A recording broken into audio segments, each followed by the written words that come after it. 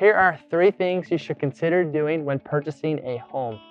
Number 1, get a home inspection. I don't care if your house is older, if it's newer, it's something that you should highly consider, especially if you're going to be buying a house that's costing you hundreds of thousands of dollars. So, for example, if you buy a $500,000 house, a $500 or $600 or $700 home inspection is well worth its weight in gold to be able to find potential items that could cost you tens of thousands of dollars later. Just because you have a newer house does not mean that you're not susceptible to problems. I'm representing a buyer right now. We went ahead and we're building a new house.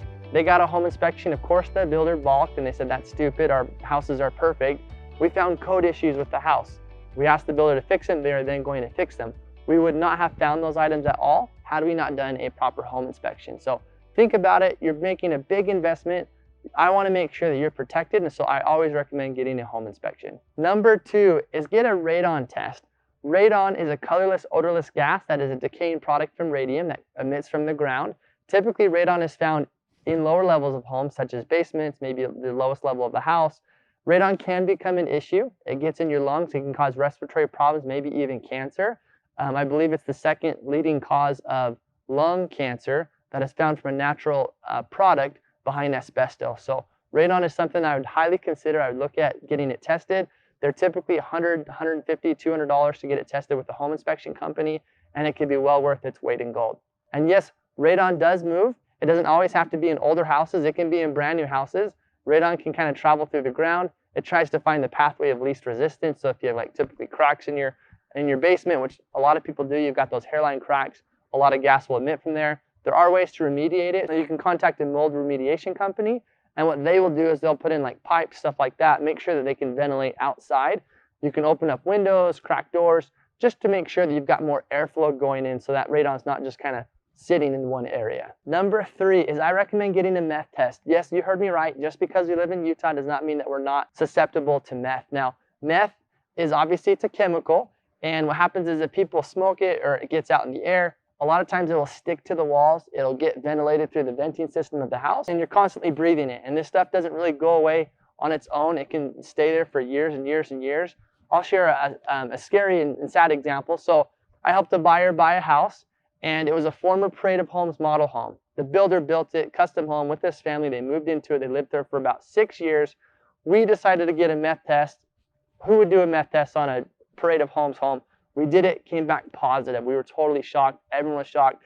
The poor wife was crying because she was worried about her kids. All this could have been avoided had someone done a meth test ahead of time. To remediate the meth, we had to get an air and ventilation expert to come and clean all the ducts in the house. That was about $3,000 to $4,000. They had to remove all the carpets, put in new carpets. They had to repaint all the interior of the house. It ended up probably costing about $15,000 to $20,000 just to remediate meth. And thank goodness it cost us $150, $200 in the meth test alone. So something to think about. Just because it's a newer house, older house, doesn't mean that, once again, there couldn't be meth in the house. Always double check and make sure that you cover your bases. It's a simple test. It doesn't cost a lot of money. It's well worth it. To check for meth, typically you'll go and order a little kit and a little swab. You'll touch the swab inside the air return, and you'll put it in a bag, and then you'll typically send it to a lab, and they'll come back with the results. Or you can just pay a home inspection company to go ahead and test for meth while they're there. 2 other bonus tips I recommend as far as home inspection goes is number 4, I would get a mold test. Just make sure you're testing for mold. You can't see mold oftentimes. There's particles and spores that are in the air, sometimes in the wood itself. I'll give you an example. I bought a house that I was remodeling, and as you can see here from the pictures, it was horrible. You had lots of mold. You had mold like in the laundry room, near the toilets. And the sad part about this is this house had been a rental for 9 or 10 years, and the tenants had no idea. Landlord didn't even know about it because the landlord never visited the property. So make sure you do your research, check for mold.